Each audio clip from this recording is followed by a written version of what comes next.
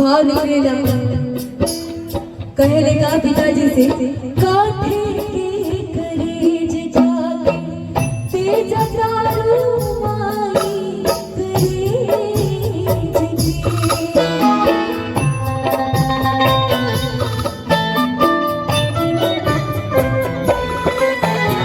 काठे के करेज जाके तेज तारू माई करेज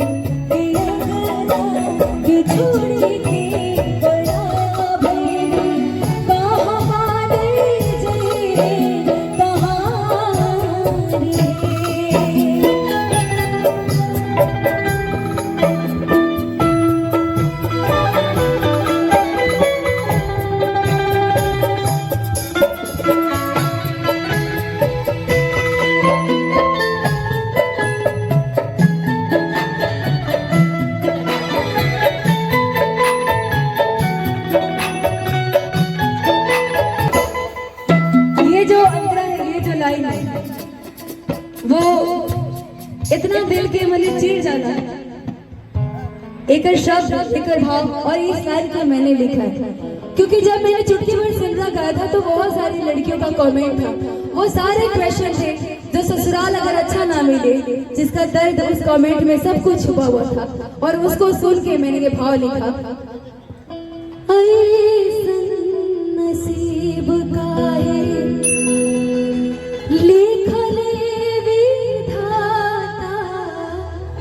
बोली न पापा बोस चिड़िया के काहे ऐसे जल जाता तोड़ी के नाता ऐसन नसीब का लिखल विधाता बोली न पापा बोस चिड़िया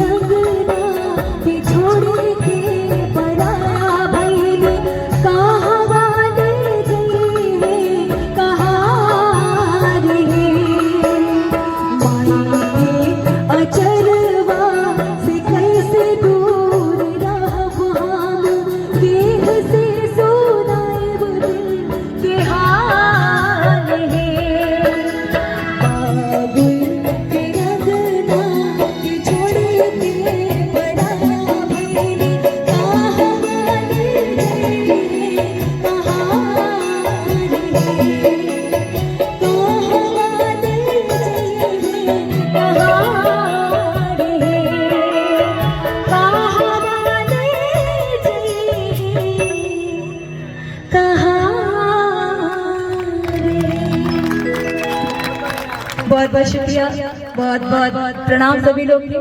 इतना सुंदर से, इतना प्यार से, इतना धीर के साथ गाना सुननी है। जब गाना गाओ सफल हो जाला, जब अगर 10 लोग 100 लोग ए मन से ए भाव से सुन लेता। बहुत बहुत प्रणाम सबको।